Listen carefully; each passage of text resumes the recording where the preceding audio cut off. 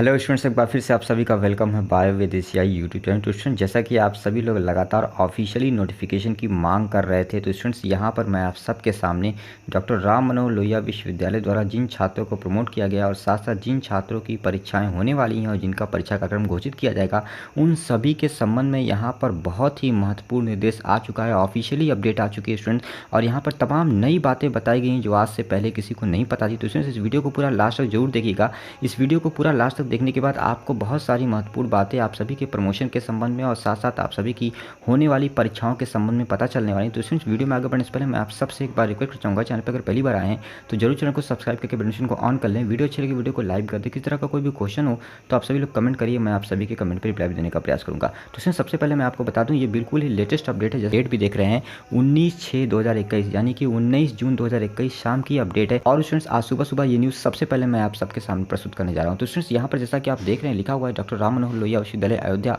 कार्यालय विज्ञप्ति। तो स्टूडेंट्स, यहाँ पर जो महत्वपूर्ण बात लिखी हुई है मैं सीधे इस पे आना चाहूँगा। स्टूडेंट्स, यहाँ पर माननीय कुलपति महोदय द्वारा गठित 6 सदस्यीय परीक्षा समिति द्वारा जो दिशा निर्देश जारी किए गए हैं सभी बच्चों के लिए जिनके प्रमोशन होने हैं, तो किस प्रकार से प्रमोशन होगा, किस आधार पर प्रमोशन होगा, उनको नंबर कैसे मिलेंगे और साथ साथ जिन बच्चों की परीक्षाएं होने वाली उनको कैसे परीक्षाएं देनी होंगी, इन सब चीज़ों के बारे में यहाँ पर निर्देश आ चुका है पूरा। तो स्टूडेंट्स, इसको पूरा ध्यान से आप सभी लोग मेरी बात को सुनिएगा। सबसे पहले पॉइंट यहाँ पे ये लिखा हुआ है कि स्नातक प्रथम वर्ष के छात्र छात्राओं को द्वितीय वर्ष में प्रोन्नत किया जाएगा तथा वर्ष 2022 में होने वाली उनकी द्वितीय वर्ष की परीक्षा के अंकों के आधार पर अंतर्वेशन से उनके प्रथम वर्ष का परीक्षा परिणाम तथा अंक निर्धारित किया जाएगा। स्नातक द्वितीय वर्ष के छात्र छात्राओं को तृतीय वर्ष में प्रोन्नत किया जाएगा तथा वर्ष 2020 के प्रथम वर्ष के परीक्षा परिणाम के आधार पर द्वितीय वर्ष का परीक्षा परिणाम निर्धारित किया जाएगा। यानी फर्स्ट ईयर में जो बच्चे अभी हैं उनको अभी कोई नंबर नहीं मिलेगा, उनको अगले साल जब वो सेकंड ईयर की परीक्षा देंगे तो उस परीक्षा में जो उनको नंबर मिलेगा उसी आधार पर आगे चलकर उनको नंबर दिया जाएगा।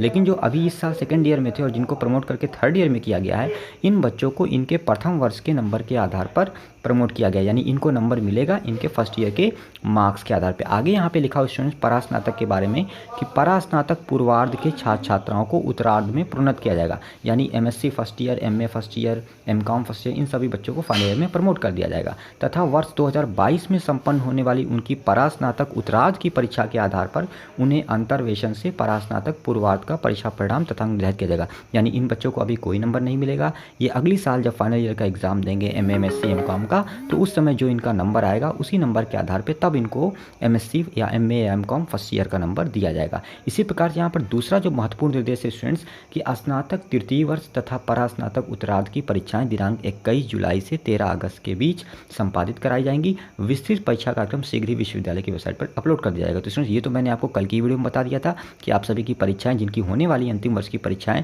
यानी बीए, बीएससी, बीकॉम और साथ साथ पीजी की अंतिम वर्ष की परीक्षाएं जो हैं वो 21/7 से लेकर 13/8 के बीच में हो जाएंगी। तो स्टूडेंट्स, आगे यहाँ पे बहुत ही महत्वपूर्ण बात कि उक्त परीक्षाएं क्रमशः प्रातः 9 से 10:30 तथा शाम 3 बजे से 4:30 बजे तक 2 पालियों में 1.5 घंटे की समयावधि में परंपरागत रूप से संपन्न होंगी। इस हेतु प्रश्नों की संख्या आनुपातिक रूप से निर्धारित की जाएगी, यद्यपि पूर्णांक परिवर्तित नहीं किया जाएगा, यानी पूर्णांक उतना ही रहेगा जैसे पिछली साल का नंबर होता था। पर पेपर में जितने मार्क्स होते थे मैक्सिमम उतने ही मार्क्स रहेंगे। यहाँ पर प्रश्नों की संख्या आनुपातिक रूप से निर्धारित की जाएगी, यानी कि समय अवधि घटाई जा रही है तो प्रश्नों की संख्या भी यहाँ पर घटा दी जाएगी। अगला पॉइंट यहाँ पे जो लिखा है स्टूडेंट बहुत ही महत्वपूर्ण, आप सभी के प्रैक्टिकल के संबंध में, जैसा कि आप सभी लोग लगातार कमेंट करते रहते हैं कि प्रायोगिक परीक्षा के अंक छात्रों की लिखित परीक्षा के अंकों के आधार पर दिए जाएंगे। मौखिक परीक्षा, सेमिनार, शॉर्ट टेस्ट ऑनलाइन माध्यम से कराया जा सकता है, यानी आपके प्रैक्टिकल्स भी नहीं होंगे और प्रैक्टिकल्स के जो नंबर हैं वो आपको आपकी लिखित परीक्षा के आधार पर किए जाएंगे। केवल जो वाइवा है वो आपका कराया जा सकता है ऑनलाइन तरीके से।